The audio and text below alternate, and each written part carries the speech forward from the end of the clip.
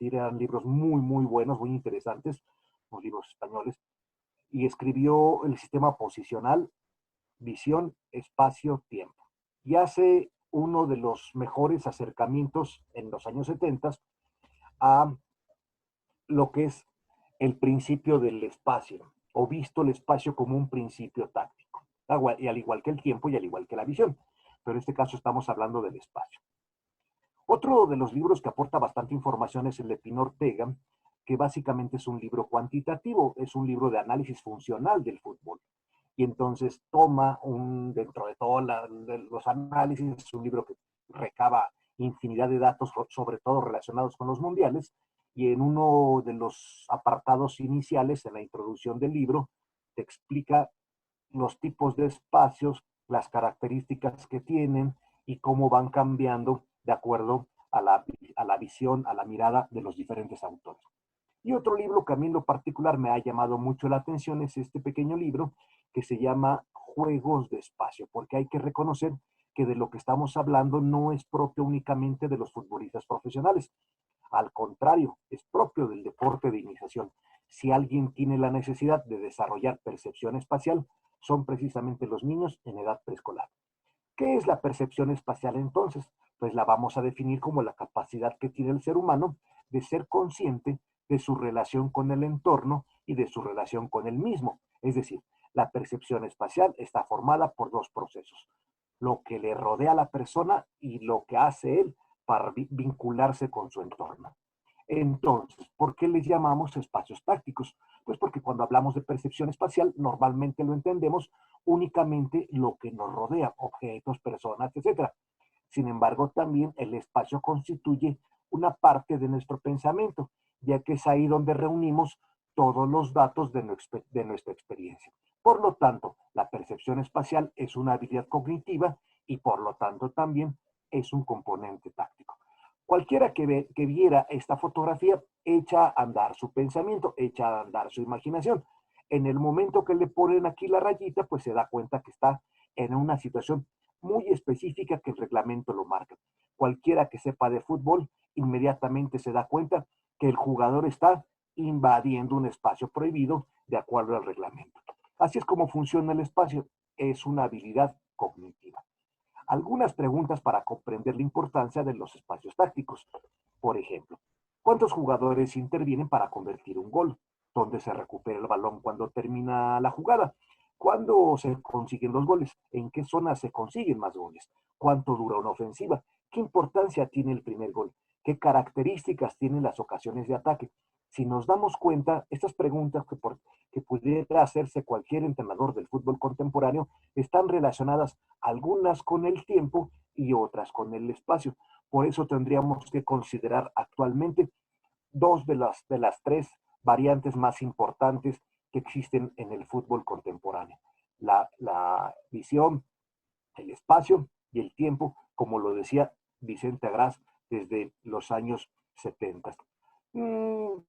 Considerando el manual de la Real Federación Española de Fútbol, veremos que aparece como una acción colectiva la creación de los espacios libres, una acción tanto colectiva como individual, una acción mixta. Y aquí, bueno, simplemente enlisto las demás acciones individuales y colectivas. Ahora estamos hablando ya más de intenciones, patrones, contextos, vamos agregando elementos al análisis, ¿verdad? Bueno, pues en aquella época, que estoy hablando de los años 80, 90, lo único que teníamos con relación a los espacios en fase defensiva, pues eran las vigilancias. Vamos a ver cómo ha ido evolucionando la introducción de nuevos conceptos relacionados tanto en ataque como en defensa de los espacios. Bueno, los espacios han sido un elemento muy importante desde la manera en la que interpretamos el juego y lo hemos venido adaptando a los niños. Tanto es así que, por ejemplo, este autor se dio a la tarea de reconocer las características del fútbol adaptado a las edades infantiles hasta llegar al deporte específico formalmente. Y como lo notamos, siempre ha sido una preocupación de muchos países el adaptarlo. Por ejemplo, Bélgica, la categoría U6 a U8, juega fútbol 5 contra 5. En Holanda, la categoría U7 juega 4 contra 4. En Noruega, de la U7 a la U10, 5 contra 5, en fin. Es decir, en la mayoría de los países, lamentablemente en México, de la U4 a la U18, él descubrió que se jugaba 11 contra 11. No descubrió ningún hilo negro ni el agua tibia, por lo menos en mi país, pero sí hay que reconocer que el espacio ha sido una variable muy importante a la hora tanto de enseñar como de interpretar el juego.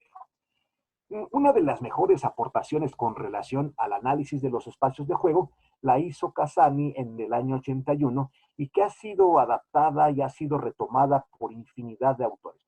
El trabajo más reciente o el mejor trabajo que yo he visto en los últimos años en relación con los espacios es una tesis doctoral de precisamente de Oscar Caro. Yo ahí fue donde tomé esta idea, ¿no? De darle importancia a los espacios de acuerdo a la visión de Casani. Fíjense qué interesante.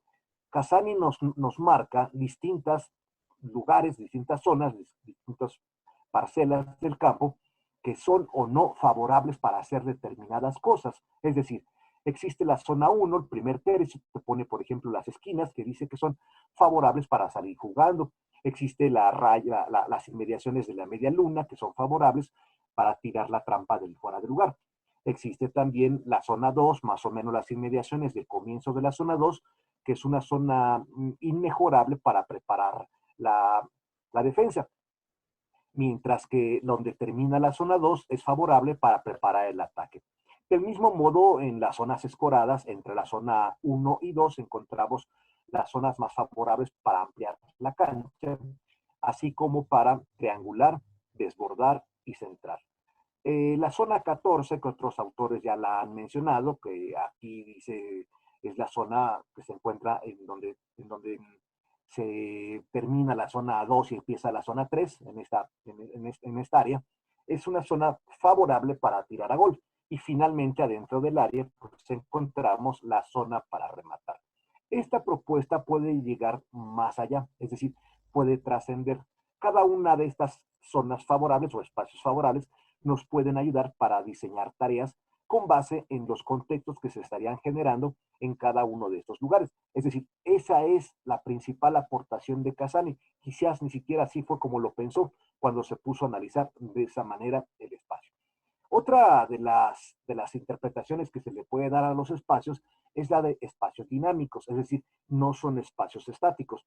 Por ejemplo, la zona de preocupación, si bien en este momento la vemos de color amarillo, también puede funcionar como una especie de acordeón en el que la zona de preocupación se va haciendo cada vez más grande conforme el equipo va avanzando líneas y va achicando el espacio del adversario, pero va regalando espacio en la parte trasera de los zagueros. Del mismo modo existe una zona intermedia muy poco valorada o muy poco mencionada en el fútbol, tanto base como profesional, que la vamos a denominar la zona de bienestar. Es esta zona que cuando estamos preparando un ataque, nos vemos algunas veces en la necesidad de regresarnos, de volver a arrancar, de volver a comenzar una nueva forma de llegada. Es decir, la zona de bienestar nos las va a dar la preparación en el ataque, pero se tiene que utilizar solamente, como dicen, rompas en caso de incendio, ¿no? La zona de preparación obviamente está determinada por los movimientos que se hagan en la zona de finalización y así consecutivamente. Bueno, cuando hablamos de la zona 14, tenemos que mencionarlo nuevamente, como lo he venido mencionando siempre. Esto fue un aporte de los científicos que trabajan en la Universidad de Liverpool, quienes estudiaron distintas imágenes de las Copas del Mundo del 98 y de la Eurocopa de 2000, siguiendo los movimientos de los jugadores, y lo que encontraron fue una parcela de la cancha que más o menos ocupaba entre 6 a 10 yardas o metros, no sé cómo la hayan hecho, en donde ellos se vieron entonces en la obligación de trazar 18 diferentes zonas del campo, y así es como encontraron esto que le llaman la zona de oro o el cuadrado de oro. Es decir, ahí es donde llegan la mayor parte de tiros a gol, la mayor parte de asistencias a gol. Los pases filtrados provienen generalmente por esa zona.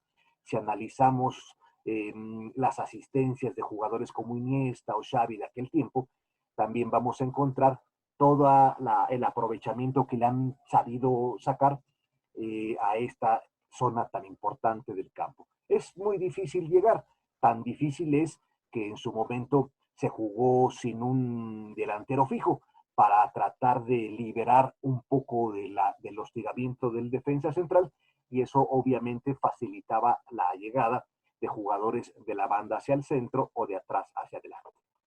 Bueno, la clasificación de los espacios, como lo estamos notando, es muy amplia, ¿no? Desde algo que ustedes lo conocen bastante, aunque lo mencionan pero no saben de dónde viene, es a Pierre Parlevas. Parlevas es el que clasificó el deporte de tal manera en la que ahora todo el mundo habla de que el fútbol es un deporte de colaboración y oposición. Por mucho tiempo la clasificación tradicional o la que más utilizábamos en el fútbol o los departamentos académicos era la de la relación con el espacio, es decir, una clasificación distinta. Creo que esa clasificación era de Hernández Moreno y de Santiago Blázquez. Esta clasificación de cancha dividida o cancha compartida era la que nos permitía distinguir, o a los niños les ayudaba a distinguir entre deportes como el tenis, el voleibol o el badminton, comparado con el fútbol o con el baloncesto, que era de cancha compartida, de espacio compartido. En el caso de Parlevas nos habla de que el espacio es una situación o ya sea estable o inestable y que se encuentra en una situación espacial con imprevistos. Es decir, llámese una cancha de fútbol, un autódromo, y que las relaciones que se están dando en el fútbol son fundamentalmente sociomotrices. En eso consiste la postura, el pensamiento de Pierre Parlevas. Bueno, Tessien, que es uno, como se darán cuenta, es uno de los autores más productivos en el tema de los espacios. Tessier frecuentemente lo van a ver nombrado en investigaciones serias que hablen sobre los espacios. Ya les acabo de leer una pequeña frase de lo que él cree, de lo que él supone, de la relación que tienen o la importancia que tienen los principios o los conceptos. Pero en este caso, fíjense, espacios a alcanzar, espacios prohibidos, zonas utilizables, espacios a vigilar, zonas continuas, zonas fijas, en fin, o sea, el análisis fue un análisis bastante pormenorizado. También Pino, como ya lo mostré en el libro que les acabo la portada del libro que les acabo de mostrar, te habla sobre todo de la importancia que tiene la generación tanto de espacios individuales como colectivos, y nos los explica de la siguiente manera. El jugador solo actúa en un duelo individual contra jugadores que interactúan a manera de coordinación de las acciones. Muy bien. La FIFA lo que ha hecho es reglamentar los espacios, es decir, dónde puede o no caer en fuera de juego un jugador, o qué se puede hacer si la pelota abandona la cancha, dónde podemos hacer los cambios, dónde podemos tirar un penal. Todo eso es parte del reglamento que obviamente proviene pues de la FA, no nada más de FIFA. El espacio formal, el espacio conformacional y el espacio uniformacional han sido los conceptos, los nombres que le ha puesto Julio Garganta a su análisis de los espacios. Y así podemos seguir. Por ejemplo, Martín Acero en el 2005 también fue un investigador, un teórico bastante productivo al mencionar diferentes tipos de espacios. Básicamente nuestra conversación ha venido girando en torno a eso, a espacios distintos, de especulación, ampliado y reducido, el intermedio y el ajeno, el propio, el de rentabilidad, el de riesgo, el subcorporal, el de contacto, el remoto, o sea, una infinidad de posibilidades. ¿Y por qué insisten todos los autores en estudiar los espacios? ¿Cuándo tomó relevancia el estudio de los espacios? Pues en el momento en el que el fútbol comenzó a tomar otra velocidad, otra intensidad, otra organización. Cuando el juego se realizaba, por ejemplo, 1-8, pues no hacía gran falta de pensar en la ocupación, en el aprovechamiento, en la identificación de los espacios. Simplemente se daban por la misma naturaleza de la composición o de la organización de los jugadores o la distribución de los jugadores en el campo. Pero ya cuando estamos hablando de distribuciones, vamos a decirlo así, más racionales, pues entonces descubrimos la importancia que tiene el poder ganar espacios más rentables que otros, sacarle provecho a espacios más fértiles que otros. ¿Para qué se crean entonces los espacios? Por ejemplo, en ataque. Básicamente los se crean para convertir y para conservar. Muchos entrenadores, pongo aquí el ejemplo del profe Mesa, él ha defendido siempre la idea de que para defender hay que hacerlo con la pelota y bueno, finalizar un ataque que todo el mundo lo conoce.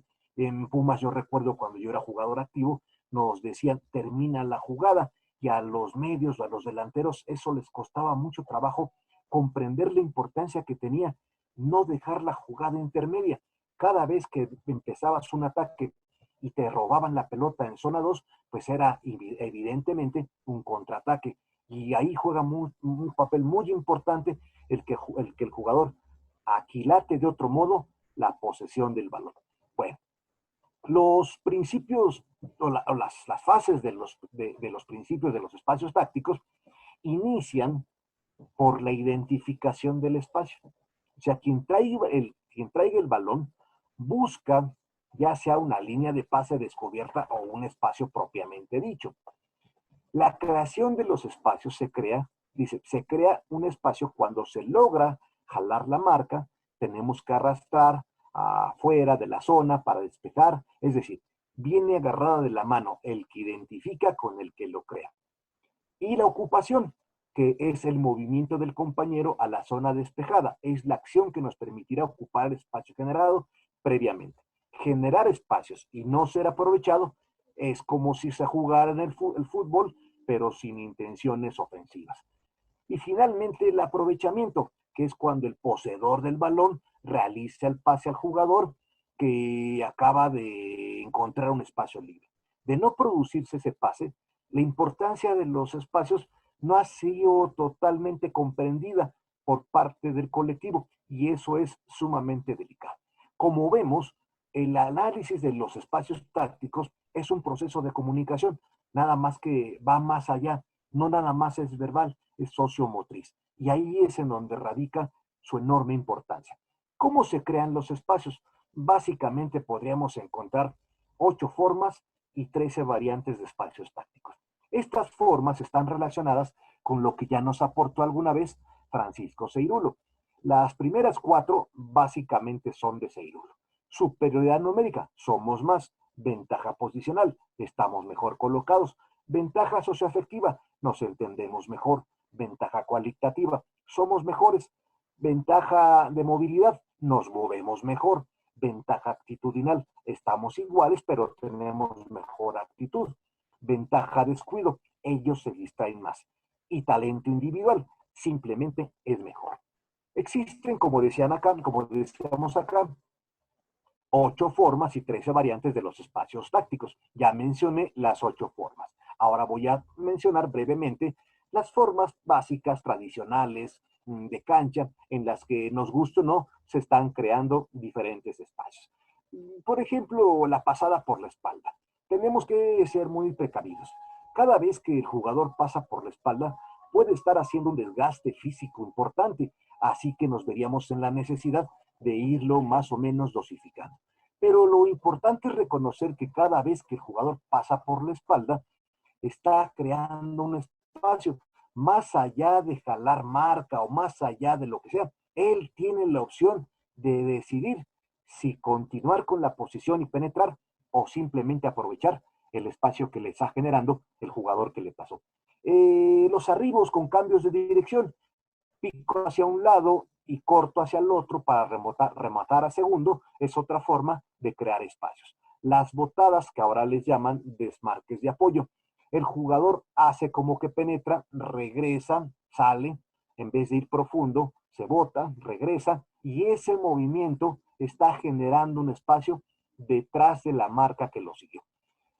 Picar para dejar solo, por ejemplo, mientras que el jugador jala marca, el 9 arranca y pica para dejar solo. Bien. Pases en amplitud o en profundidad, obviamente también generan un espacio que puede ser ganado el espacio a la espalda del portero, de la línea defensiva, o el espacio que se genera cuando recorremos demasiado a la defensa y tenemos la posibilidad de llegar ocupando el espacio de intención. Ahorita que veamos los espacios le vamos a ir entendiendo mucho más a todo lo que encontramos en los partidos convencionales. Y bueno, la penetración en diagonal es otra manera de generar espacios, ya que eso atrae a los adversarios y libera de marca a los jugadores compañeros. Existe también, por ejemplo, los cruzamientos. Mientras que unos distraen, los otros aprovechan. Los bloqueos que en el fútbol profesional se ven con muchísima frecuencia, lamentablemente, cada vez las marcan más, cada vez los marcan más, porque obviamente vienen acompañados de un sinfín de acciones ilícitas. Pero bueno, seguir su pase, el simple hecho de que el pivote o el contención toque y aparezca, por ejemplo, por un costado para centrar, esa forma también ayuda a desequilibrar y ocupar un espacio. También, por ejemplo, las pantallas, dejar pasar la pelota por abajo de los pies o hacer como que voy y me regreso. Todos esos movimientos de atracción, de circulación, de pantallas que prácticamente son muy buenos los puntas en aquel entonces, en los años 90, los equipos jugaban 4-4-2 y utilizaban un punta y un media punta. Se utilizó en muchos libros, el de Julio Mera te hace mención de un concepto que ahora ya no se utiliza, pero el de punta de lanza. Ellos tenían la obligación de estarse moviendo y de estar realizando frecuentemente pantallas. De ahí viene de la parte del baloncesto y alguien la retomó para utilizar en el fútbol. El número 11, que es apoyarse atrás. Por más que no encontremos espacio, un pase retrasado es la mejor opción para poder volver a reconstruir la jugada. Ya lo vimos hace rato con el espacio de bienestar. Y bueno, un cambio de juego, si estamos todos amontonados o no encontramos espacio en una zona demasiado densa, lo encontramos mediante un cambio de frente. Y finalmente los enroques, las permutas, los cambios de jugadores, mientras que uno pasa a un costado, el otro se va al centro y eso genera obviamente descuidos, creación de espacios, ocupación y todo lo que estamos hablando de las bases. Bueno, existen algunos fundamentos que son básicos para poder enseñar este enfoque basado en los espacios tácticos. Identificarlos, crearlos, ocuparlos y aprovecharlos. Básicamente estos cuatro en la fase defensiva son indispensables a la hora de enseñar. Hay que considerar también la importancia que tiene algo que Mejía Barón le llamaba el equipo junto, es decir, la capacidad que necesita el equipo para saber llegar y regresar, arribar y recobrar. Sintonizar los movimientos en relación con los demás, pues es una parte coordinativa, colectiva muy importante, que es solamente a través de esa sincronía como vamos a lograr aprovechar mejor los espacios. Nunca perder de vista el balón al compañero y al rival. Recordemos que estamos hablando también de un espacio individual, un espacio de interacción individual. Y ante eso, ante la necesidad de que el jugador desarrolle capacidades proxémicas, ahí es donde juega un papel muy importante el que nunca se pierda de vista ni al balón, ni al compañero, ni al entorno, ni al rival. Si no tiene el balón, muévanse. Es decir, la movilidad es el elemento principal para poder generar espacios, haciendo superioridades y todas las demás ventajas de las que habla Seirulo y de las que yo agregué algunas más. Observar los tres planos de profundidad, es decir, los espacios están muy relacionados con las habilidades cognitivas y una de las habilidades cognitivas muy poco tomadas en cuenta también es la capacidad para percibir. Y para percibir se requiere observar. Y para aprender a observar se requiere identificar los planos en anchura y profundidad, es decir, aprender a ver corto y aprender a ver lejos, aprender a ver a mi derecha y aprender a ver a mi izquierda, aprender a darme cuenta qué está pasando adelante y qué está pasando atrás de mí. Eso es necesario enseñarlo de manera formal, de manera ordenada, desde edades tempranas. Podemos hablar de un sinfín de maneras en las que se pueden aprovechar los espacios, pero también existen diferentes tipologías. Hay espacios que se crean desde la distribución de los jugadores, es decir, desde la formación, y otros que se generan mediante acciones tácticas ofensivas, es decir, unos se están generando desde, por ejemplo, el 4-3-3. Eso lo notamos muy bien en la recuperación tras pérdida. Cada vez que el equipo pierde la pelota, es la distribución de los jugadores la que le permite inmediatamente pasar a la siguiente transición. Y en cambio, otros espacios se logran a través de su identificación y de su aprovechamiento. Algo que en los últimos meses o en los últimos años se ha venido a hablar para distinguir entre el ataque posicional y el ataque funcional. Espacio de acción. Están jugándose en 10, 15 metros a lo mucho, y lo demás, ¿en dónde quedó? ¿No? Es muy importante este tipo de espacio porque tiene que ver con esta visión que hemos venido conociendo recientemente, que es lo del lado fuerte y el lado débil, que también proviene del handball y del baloncesto. Bueno, el espacio de intención, es decir, el espacio de acción es directamente proporcional al espacio de intención. Podemos estar llevando a cabo la acción en un lado, pero podemos tener otro tipo de intenciones, es decir, llegar por otra parte. También encontramos los espacios muertos, muertos en el sentido de que donde los jugadores solo están de presencia física, pasivos, fallidos, es decir, mientras que la jugada se está dando en un determinado espacio, existen jugadores ocupando lo que le llaman ahora a Sairulo, lo que le ha estado llamando espacio fase y espacio de intervención. El espacio de intervención no es otra cosa más que los que están cercanos a la posibilidad de que reciban o eviten que alguien reciba un pase.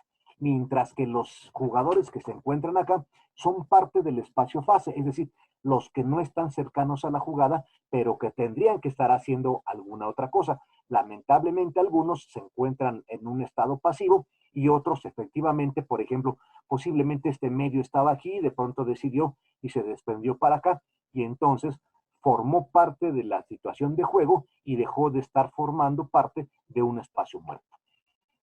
Espacio de acción-reacción. Este también es un espacio muy importante. Normalmente nos quedamos con la información de los que hacen función de reboteros. Es decir, por ejemplo, en una acción a balón parado, no nada más hay que colocarse por colocarse. Viene la pelota por aire para un tiro de esquina, por ejemplo.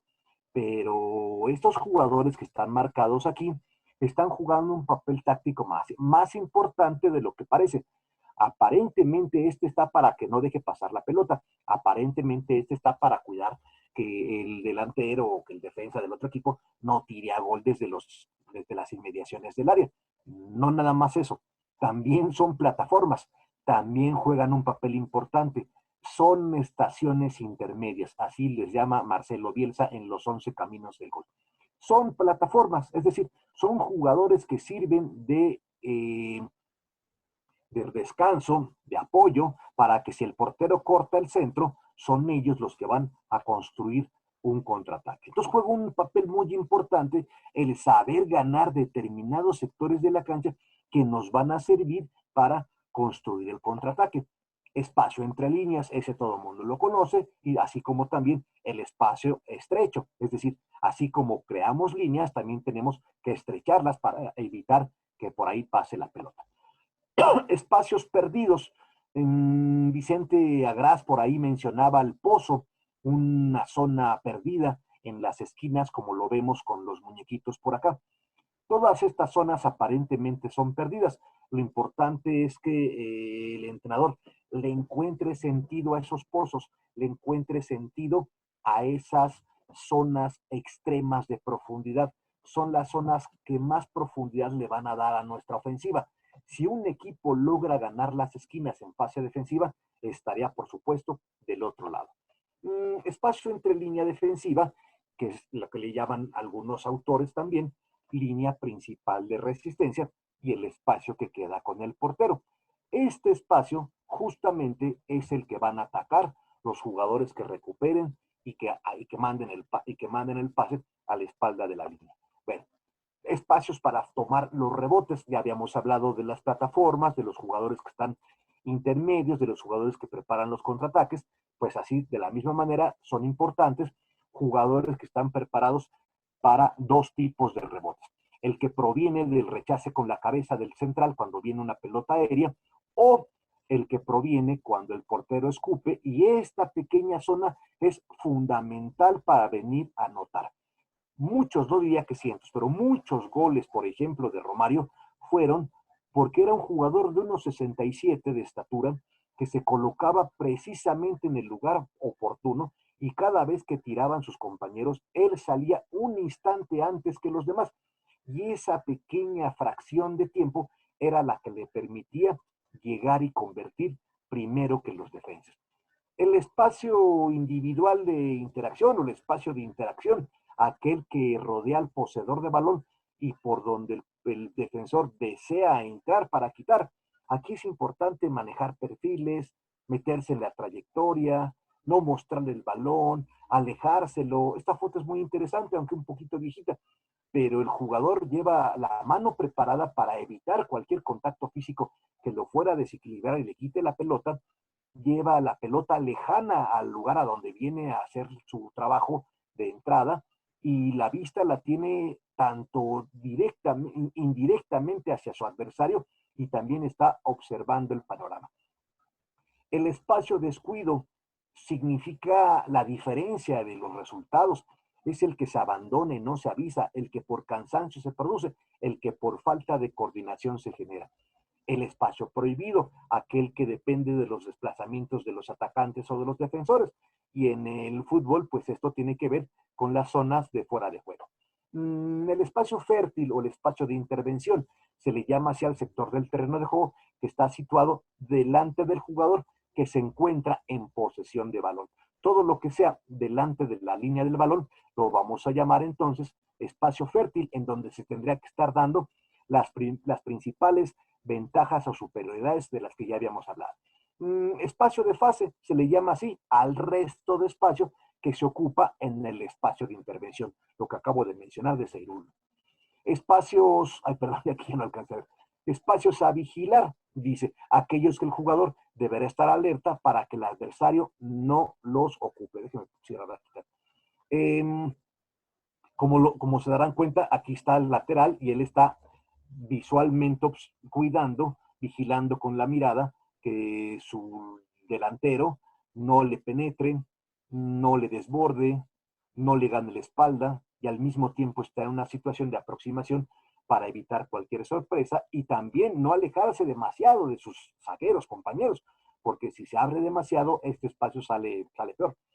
Lo mismo el central está cuidando a lo largo, a lo ancho y a lo profundo todo lo que está sucediendo, al igual que el portero. El portero cierra espacios, abre espacios, invita a que el delantero le centre a un espacio aparentemente descuidado por él, pero es todo lo contrario. Está concentrado, invitando. Lo vemos mucho en porteros argentinos, ¿no? De la vieja guardia. Porteros que abrían demasiado, que se colocaban en el tercer tercio y que invitaban a que el centrador la mande corta, la mande a primero, y ahí ellos con mucha facilidad adelantaban, corrían, cortaban los centros, porque es más fácil correr hacia adelante que correr hacia atrás.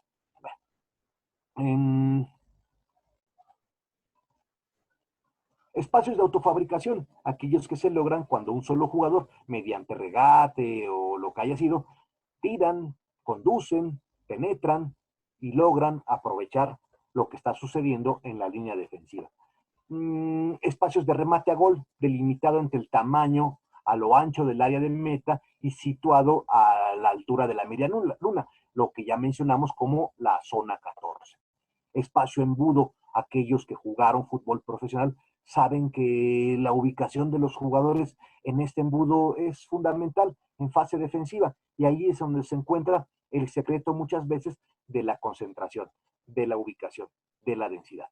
Espacio preferencial, esto que ahora lo hemos visto como a manera de campogramas, a manera de, ¿cómo le llaman a esto? De marcas de calor, es decir, dónde son los lugares preferenciales de determinados jugadores y se van mediante ciertos sistemas tecnológicos marcando las zonas en donde está sucediendo los principales recorridos de todos los jugadores. Entonces, ¿qué se necesita para evitar los espacios libres? Pues estar enseñando a los jugadores de la importancia que tiene el saber marcar, evitar ante esas circunstancias los marcajes persecutorios, tratar de que los jugadores combinen las marcas, hagan marcajes mixtos, combinados, los apoyos y coberturas perfectamente coordinados, ocupando zonas que dejemos libres, anticipándonos al adversario para que no logre terminar con su juego de ataque, procurar superioridades numéricas, un reparto proporcional del terreno de juego, evitar estrechamientos, o sea, todo lo mayor que podamos hacer tanto en ataque como en defensa con nuestros jugadores que están en etapa de desarrollo, pues siempre serán bienvenidos. Algo que se estudia muy poco, yo ahora nada más los voy a mencionar de paso, son los espacios en fase defensiva. Cerrar mediante acciones de densidad y orientación. Orientar para alejar al jugador que lleva la pelota o el jugador que intenta aprovechar cierto espacio. Vigilar para cuando el jugador pretende arrancar o pretende tirar, estar muy preparado, incluso hasta para dejarlo en fuera de lugar. Y actuar. Es decir, ocupar un espacio habitual y que no nos ganen la espalda, que no nos anticipen, que no nos provoquen un ataque, una definición. Entonces, en resumen, lo que estamos notando es que existen distintas fases, perdón, voy a mover esto tantito, que existen distintas maneras de crear espacios, ya sea por superioridad numérica, por la manera en la que nos colocamos, la manera en la que nos entendemos, la calidad individual de los jóvenes, de los niños, de los futbolistas, qué tanto nos movemos, podemos ser igual de competitivos, igual de lo que sea, pero si no nos movemos mejor que el otro, pues no vamos a saber sacarle superioridad. Nuestra actitud, que tiene un papel muy importante, que no se limita nada más a la parte de la motivación, va mucho más allá. Y por supuesto el talento individual, que contra eso, pues no hay nada que se pueda hacer cuando el jugador aplica una decisión que por más que se esté preparado para evitarla, pues llega a sorprender. Y las variantes, como ya todas estas, la botada, la pasada, el jalar marca, la diagonal, la penetración, el cruce, el bloqueo, la pantalla, son infinidad de términos que utilizamos en la cancha y que nos están ayudando para entender distintas variantes. Finalmente lo que buscamos como entrenadores es ya sea crearlos, identificar, crear, ocupar y aprovechar los espacios. Y para eso hay un sinfín de autores, todos diciendo diferentes cosas relacionadas con este tema. Si los ordenamos de manera distinta y los colocamos en una fase de transición defensa-ataque, ataque-defensa, o defensa o ataque, pues los encontramos organizados de otra manera, pero no dejan de ser los mismos. Existe la posibilidad de desarrollar una metodología basada en los espacios tácticos. Creo que ese es un tema que está pendiente por resolver. Podríamos combinar variables, por ejemplo, el tipo de superioridad de las que ya hablamos con el tipo de espacio. Se pueden también variar el espacio en función de los objetivos de la preparación. Es decir, podemos ir cerrando el espacio o reduciendo el tamaño del espacio si lo que buscamos son objetivos condicionales, por ejemplo, o hacerlos más grandes si buscamos otro tipo de objetivo condicional, o también el hecho de utilizar ciertas consignas que desarrollen en el jugador un tipo de concentración o desarrollen un tipo de pensamiento relacionado con el pensamiento táctico, con el pensamiento decisional, con la concentración, con la memorización, con el pensamiento colectivo, o aspectos volitivos, ¿no? Que tiene que ver con la utilización del espacio de acuerdo a la iniciativa, a la motivación de cada quien. Finalmente, las dimensiones y la forma de las tareas las podríamos relacionar con un concepto que se ha venido mencionando recientemente, digo recientemente hace 5 años, el espacio individual de interacción, con el cual podríamos hacer un sinfín de combinaciones. El espacio individual de interacción nos va a ayudar bastante para poder diseñar, por ejemplo, nuestras tareas.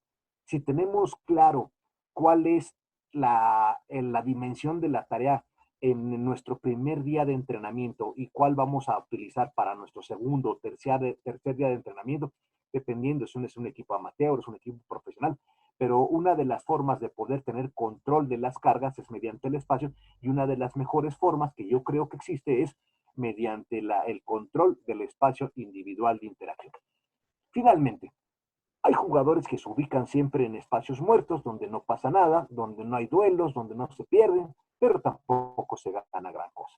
Existen entrenadores que no se dan cuenta que hay jugadores que se esconden, que lo que menos quieren es tener el balón. Cada vez que eso sucede, se evaden de sus responsabilidades y por lo tanto siguen corriendo sus minutos en la cancha. Lo que es más probable es que eso termine llevando a la derrota a sus equipos. A los padres de nuestros alumnos les gusta el fútbol de toque y acompañamiento, por lo menos de este lado del mundo. Y así que una posesión sin un objetivo, o una creación, ocupación y aprovechamiento, o una identificación, creación y aprovechamiento de espacios, pues no serviría de nada si no desarrollamos las demás capacidades en los jugadores. Finalmente, quiero compartir, se ve largo, se ve aburrido, pero es muy importante. La tesis doctoral de Oscar Caro trató acerca del análisis de los espacios de juego. Y bueno, sacó muchas conclusiones, pero lo más importante está sintetizado de toda la tesis, que son 340 y tantas páginas, y te dice, las tareas de entrenamiento en espacio reducido representan actualmente uno de los medios más empleados en el proceso de entrenamiento. Hasta ahí todos estamos totalmente de acuerdo. A través de ellas se pueden alcanzar en un mismo momento una gran cantidad de importantes objetivos, justificándose siempre con la especificidad que generan, ya que se producen situaciones idénticas a las de la competición. Es decir, estos importantes objetivos van también agarrados de la mano con los conceptos que deseo desarrollar los jugadores. Sin embargo, como ha quedado demostrado a lo largo de este estudio, o sea, a lo largo de la tesis doctoral que se avienta, la persona que hace un doctorado tarda 2 años, hasta 4 años en hacer su tesis. No es nada más cortar y pegar, como algunos han de creer.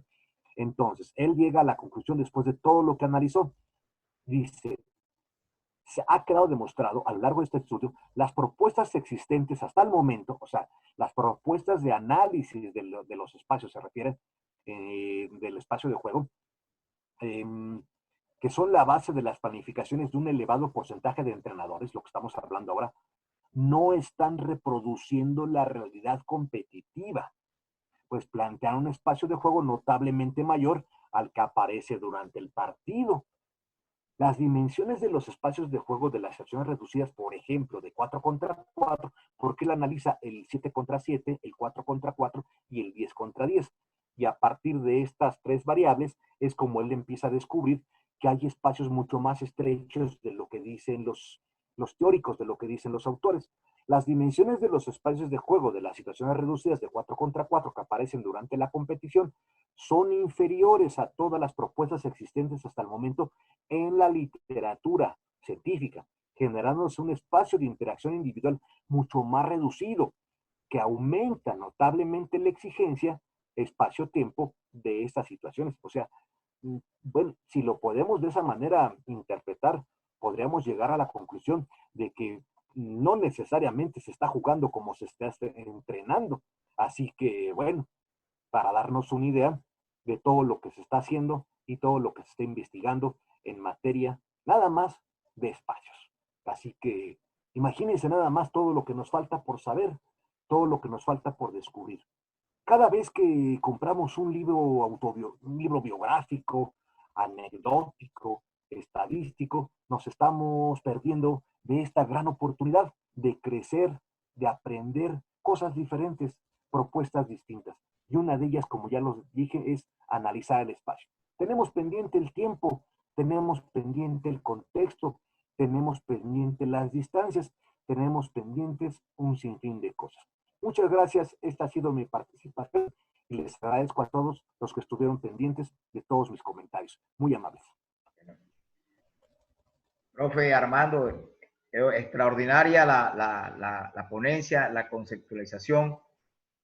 Creo que nos lleva con un estímulo de estudiar más, de aprender más, porque dentro de todas las reflexiones que estoy tomando, ahorita revisamos preguntas del chat y te vamos a dar seguro pase con algunos de los entrenadores que están en la audiencia, pero extraordinario porque, bueno, yo también llevo años trabajando en esto, en el diseño de las tareas, que me encanta ese tipo de trabajo, y hay muchas preguntas, ¿no? Una profe, nos han acostumbrado por mucho tiempo, desde el punto de vista de formación, yo quiero ir a la realidad de nosotros los entrenadores, que leemos libros que dicen principio ofensivo, principio defensivo. Sobre todo en los procesos de formación se da también mucho eso, y nos quedamos literalmente con el principio, más no con la transformación de ese principio. y aparte de eso, le agregamos, o sea, le agregamos una complejidad más que son los espacios. Entonces, le estamos, por eso cuando lo leía a usted en el Twitter, en las cosas que hablaba, me parecía muy interesante, porque lo lleva a pensar a uno mucho más allá de la importancia que tiene el juego en todo su contexto. Entonces, eso, profe, para los que nos están escuchando, es que literalmente dicen, no, principio defensivo, ofensivo, el desmarque, la movilidad, etcétera. ¿Cómo influye eso para usted, como en su experiencia, en la productividad de tareas, para poderlo llevar a la realidad del juego? Bueno, pues influye muchísimo. O sea, tradicionalmente hemos venido construyendo la tarea a partir de las situaciones de entrenamiento. O sea, lo que buscamos es la construcción de las tareas basándonos mucho en las fases, por ejemplo, ¿no? O sea, cada vez que queremos enseñar un concepto, lo primero que hacemos es, voy a diseñar una tarea y a ver qué concepto sale.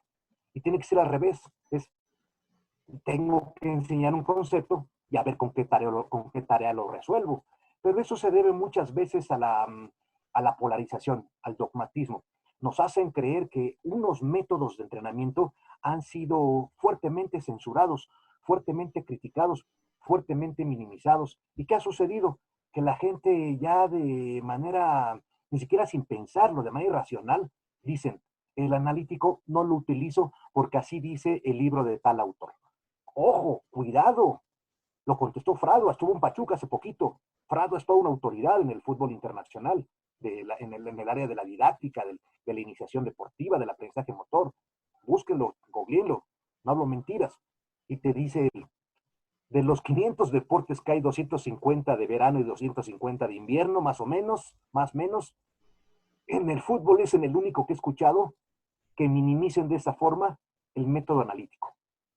Claro. No Profe, hay yo ningún pienso, otro. claro, claro. Yo pienso, acabas de dar con un tema también interesante, ¿no? Ahorita hay una exposición de construcción de modelos, o sea, viene lo de Seirulo, viene la precisión táctica, por acá han pasado entrenadores usted dice que no nos olvidemos de la historia porque muchos entrenadores del 70, 74, aquí tuvo el profe Díaz Galán, español, que trabajó hace años como director técnico en el fútbol, y él nos contaba que ellos ya con la interpretación del juego estaban trabajando todos estos conceptos que hoy en día los quieren poner, pero de otra forma. Entonces, él decía que lo más Sí, importante totalmente. del técnico es la interpretación que tenga para, como usted lo acaba de decir, para trabajar un concepto y llevarlo como una tarea. Ujú. Sí, totalmente. El problema es que estamos llenos de principios. O sea, cada autor, cada asociación, cada federación, cada uno tiene, y eso es una cosa delicadísima desde el punto de vista científico. O sea, los principios son principios, su nombre lo dice, es lo primero. Entonces de pronto yo veo una lista gigante de determinados autores, por no nombrar por cualquiera, 15 de ofensiva, 15 de defensiva, 15 de transición ofensiva. O sea, no es una locura. O sea, nada más pensar en las competencias didácticas que tiene que desarrollar el pobre entrenador. ¿Cómo va a enseñar 60 principios? ¿Y dónde están los subprincipios? Han de ser otros 200. No, así no Claro, se puede. O sea, la FIFA te lo decía muy fácilmente cuando, tú te has de acordar, cuando hacían las clínicas FIFA en los años 80, que las claro, patrocinaba Coca-Cola. Nada más habían 5 principios: amplitud, movilidad, penetración y amplitud, penetración, movilidad, improvisación y apoyo. Y en la defensa no las memorizábamos porque eran muy fáciles: claro, retardo, equilibrio, concentración, control y cobertura. Eso era todo lo que teníamos que aprender. O sea, claro. con eso sacamos todas las subfases, todas las transiciones, todas las situaciones, los contextos, todo lo que después viene, pero proviene de los principios. De pronto yo no sé dónde lo sacan. Es muy importante darle el lugar que se merecen todos los principios de juego. No, y usted ha dado en un aspecto importante porque cuando uno habla con entrenadores fuera de la cancha,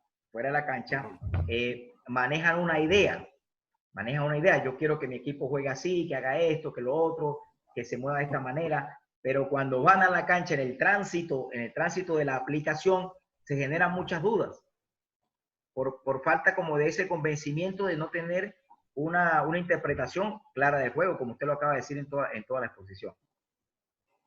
Uno de los grandes problemas, una de las asignaturas pendientes en todos los cursos federados de fútbol y de la mayoría de los deportes, es que no te enseñan a pensar, no te enseñan a organizar tus pensamientos.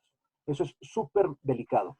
O sea, es muy importante ser coherente y entonces no te lo enseñan más que mediante un curso de metacognición. Y